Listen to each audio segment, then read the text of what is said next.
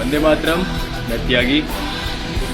हमारे भारतवंश के और इस समस्त पृथ्वी लोक के अगर कोई एकमात्र राष्ट्रपति हैं तो वो केवल महादेव शिव हैं।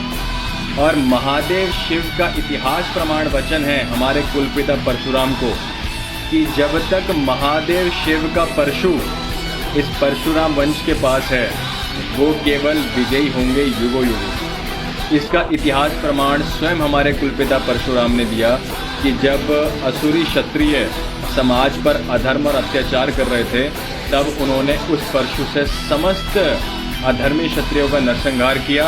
उनके रक्त से मातृभूमि के कई सरोवर भर दिए और वही विचारधारा, जीवन शैली, अधिकार उन्होंने अपने इस परशुराम वंश को और ये प्रमाण किया कि जब तक ये परशु मातृभूमि के परशुराम वंश के पास है वो भी केवल विजयी होंगे युगों युगों। तो परशु धारण करना परशुराम वंश का केवल अधिकार ही नहीं है बल्कि अनिवार्यता है। बिना परशु परशुराम वंश ऐसा ही है जैसे बिना वायु मनुष्य।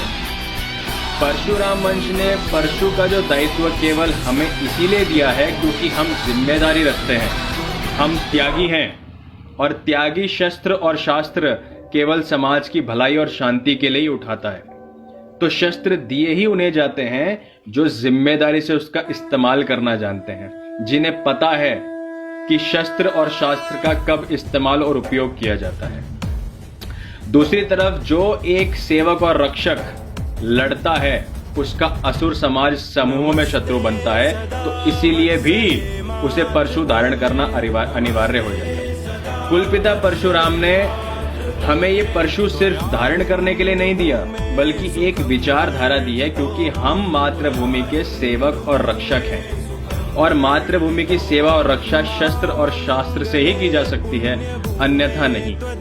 तो हमारे लिए परशु केवल एक शस्त्र नहीं है बल्कि कुलपिता परशुराम की स्वयं आत्मा है।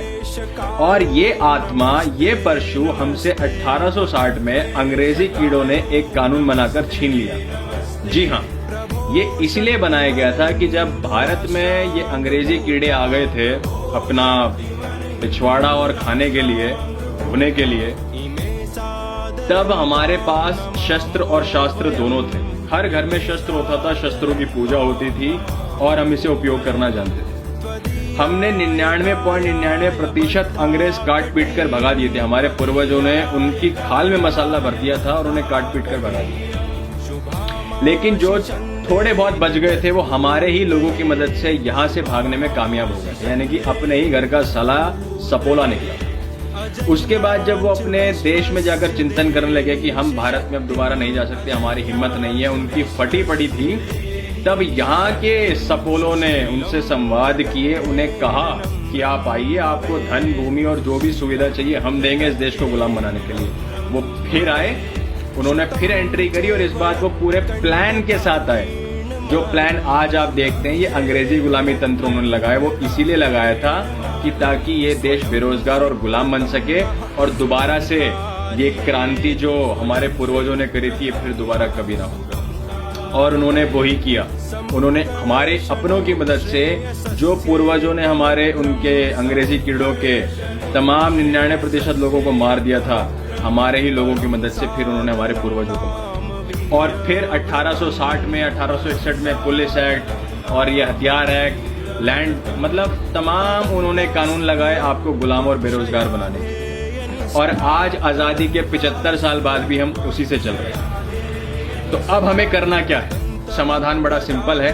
हमें भारत में वैदिक सनातन व्यवस्था लागू करनी है जिसे हम परशुराम राज्य व्यवस्था कहते हैं, जिसे हम परमपिता ओम व्यवस्था कहते हैं। जब तक हम अपनी मातृभूमि और अपनी पितृभूमि यानी कि जो हमारे पिता का आदेश है उसके मुताबिक भारत को नहीं चलाएंगे, उस राज्य व्यवस्था के अनुकूल जो वैदिक सनातन व्यवस्था है उसके अनुकूल भारत को नहीं चलाएंगे, तब तक हम अपने अधिकार, अपनी बेरोजगारी और अपनी गुलामी से मुक्त नहीं हो सकते। तो ये बड़ा साधारण सा समाधान है। ये समाधान हमारे पास होगा, हम इसको लागू करेंगे, तभी हम शस्त्र और शास्त्र से अपनी एक विचारधारा से चल सकते हैं, जी सकते हैं और इस पृथ्वी लोक पर हुकूमत कर सकते हैं। आज मैं अगर फरसा धारण करूंगा तो मेरे को मेरा ही प्रशासन जेल में डाल देगा और कोई त्यागी समाज का चौधरी मुझे बचाने नहीं आएगा। चाहे कितना ही बड़ा खाग हो वो, कितना ही परशुराम वंश, कितना ही धनी परिवार का हो, मुझे बचाने कोई नहीं आएगा। तो मैं अगर मातृभूमि की सेवा और रक्षा के लिए प्रतिबद्ध हूं तो मैं किसी समाज के भरोसे नहीं बैठूंगा, लेकिन मुझे जो मेरे पिता और माता ने जो अधिकार दिया है मैं केवल उसके अनुसार चलूंगा। तो समस्त परशुराम वंशी इस पर चिंतन करें, खासतौर पर युवा चिंतन करें, और हमें वैदिक सनातन व्यवस्था भारत में लागू करनी है, 2024 से पहले लागू करनी है। ये घटिया अंग्रेजी गुलामी तंत्र हटाना है, ये चुनाव तंत्र हटाना है, और इस देश में जो ये राजा प्रजा का खेल चल रहा है इसको हटाना है। दोबारा से देश को शुरू करना होगा, अन्यथा आने वाले 5 साल इतने घातक होंगे कि रोने की जगह नहीं मिलेगी। जय परमपिता ओम।